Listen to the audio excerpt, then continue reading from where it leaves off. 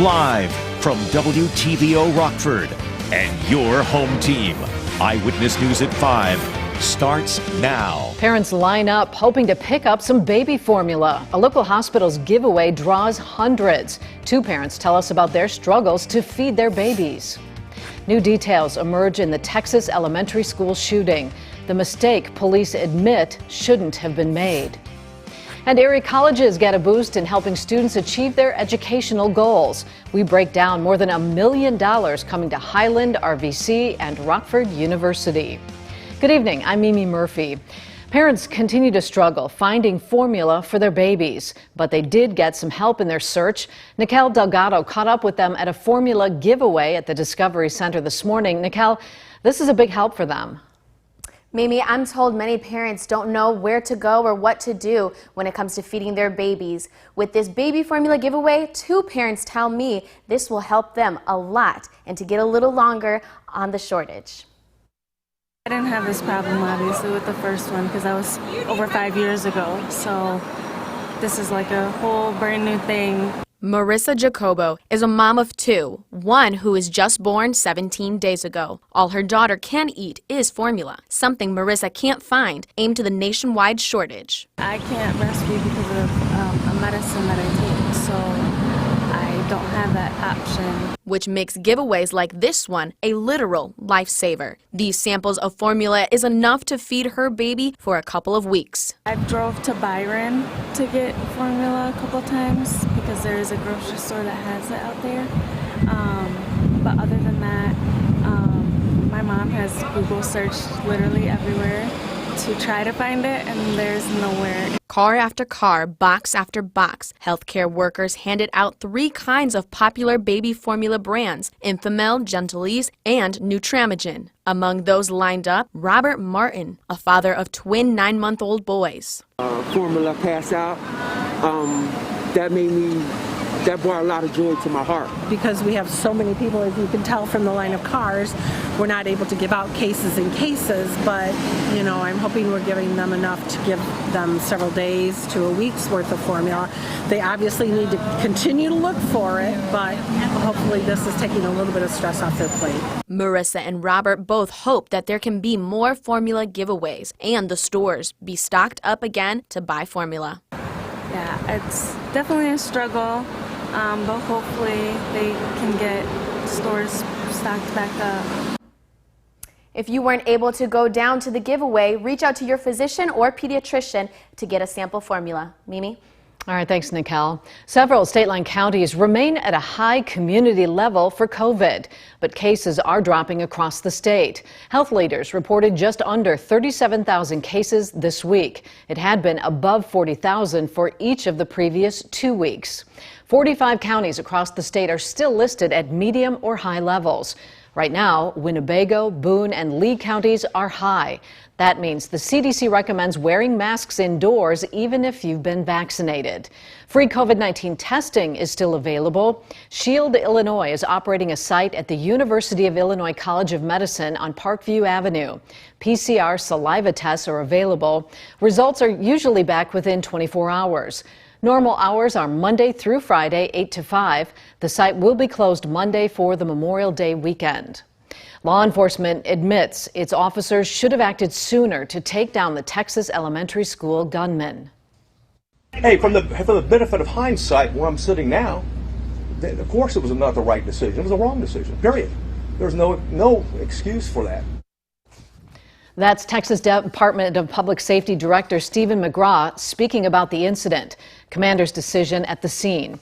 McGraw said officers set up right outside the classroom door where the gunman barricaded himself. But the commander thought there were no children inside and waited 30 minutes for a tactical team to arrive before going in. During that time, McGraw said 911 calls were made from inside the classroom and gunshots could be heard in the background. Many in the Uvalde community are upset with the commander's decision to wait. I'm sick, I want to throw up, I'm angry. I mean, this guy needs to resign. For now, 5 of the 17 others who were injured in the shooting remain in the hospital. 2 of them are in serious condition. As most members of Congress head home for the holiday weekend, 9 stayed behind. Anna Warnicki reports they're trying to reach an agreement on gun control. Eyewitness News keeps you connected to the nation's capital. 5 Democrats and 4 Republican senators kicked off negotiations Thursday.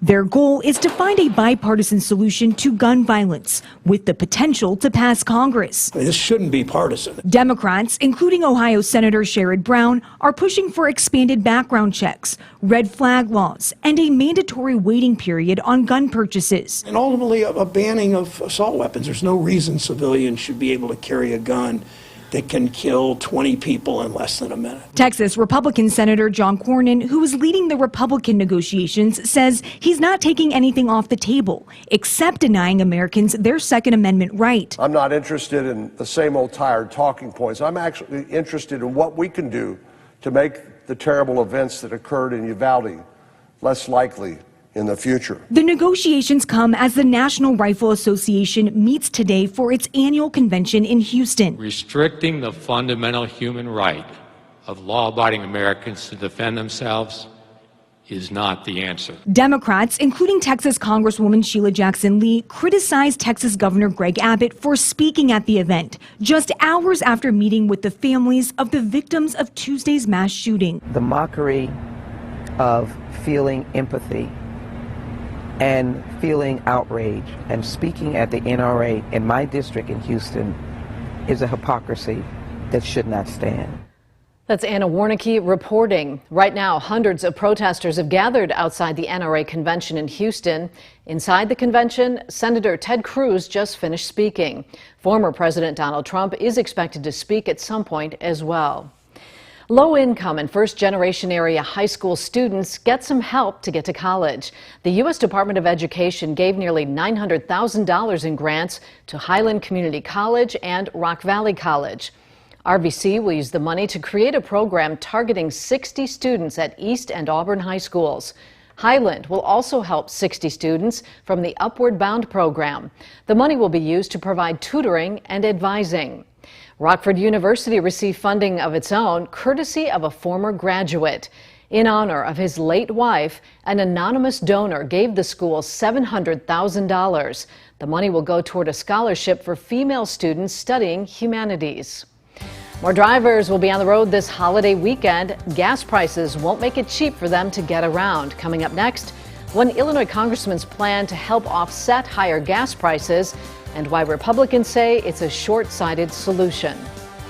As the weather continues to heat up, that means kids need somewhere to cool off. Coming up at 6, we have a list of the state line pools opening this Memorial Day weekend.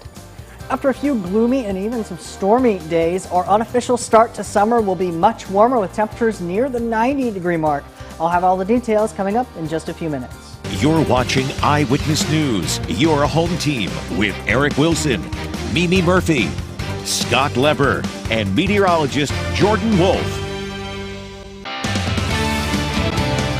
For drivers hitting the road this Memorial Day weekend, filling up your car might hurt a little bit.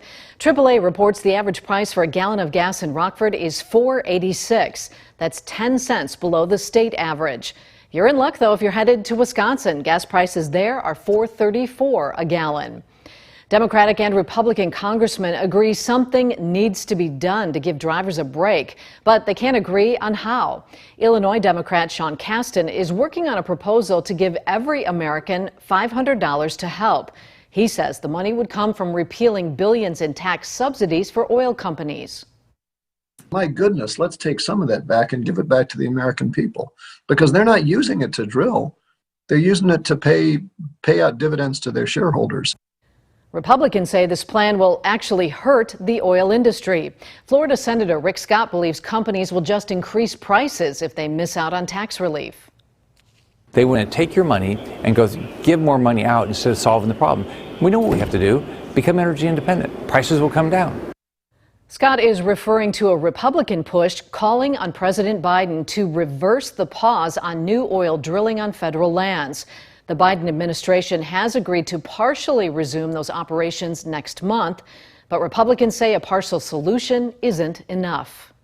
Some rain showers made for a cool end of the work week, but it could heat right back up close to the 90s. Jordan lets us know in your First Warn weather forecast coming up. And the Packers struggled to cover the pass last season, but the returns of a couple of key players has them thinking they could be among the best this season.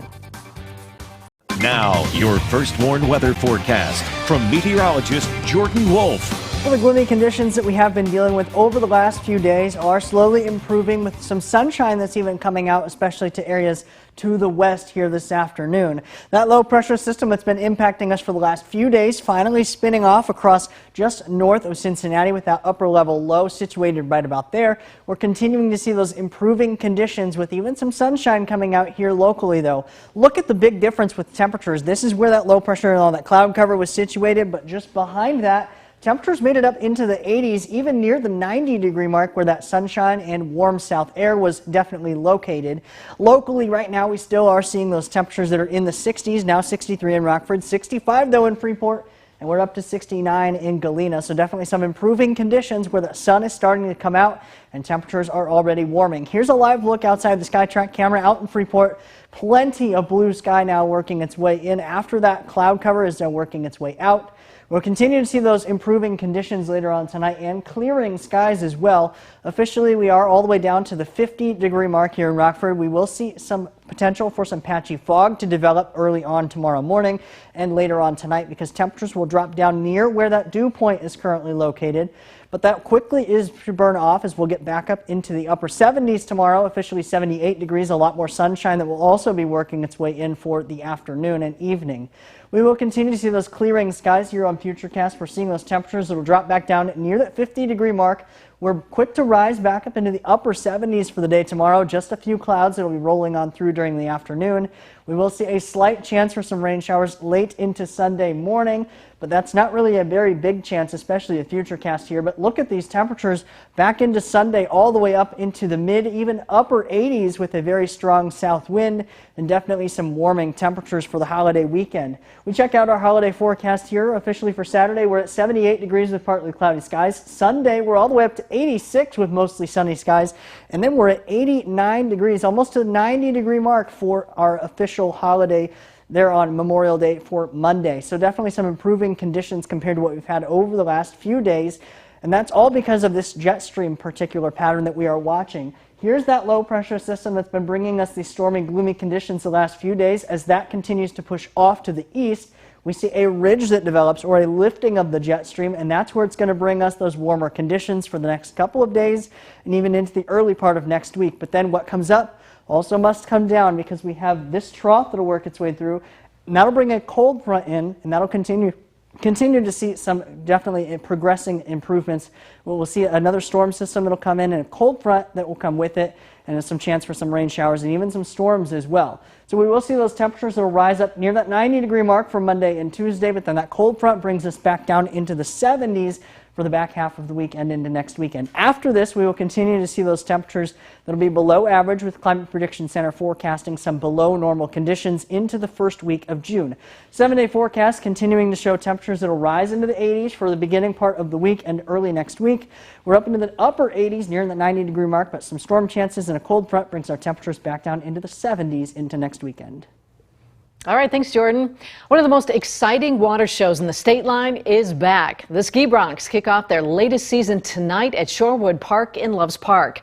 They can pull off a variety of tricks from jumps to flips, even pyramid formations. The shows usually run Wednesdays and Fridays starting at 7 o'clock. Scott's in next with sports. The Cubs and White Sox are ready to go head-to-head again this weekend. And some Rockford kids got some firsthand lessons today from the Chicago Bears.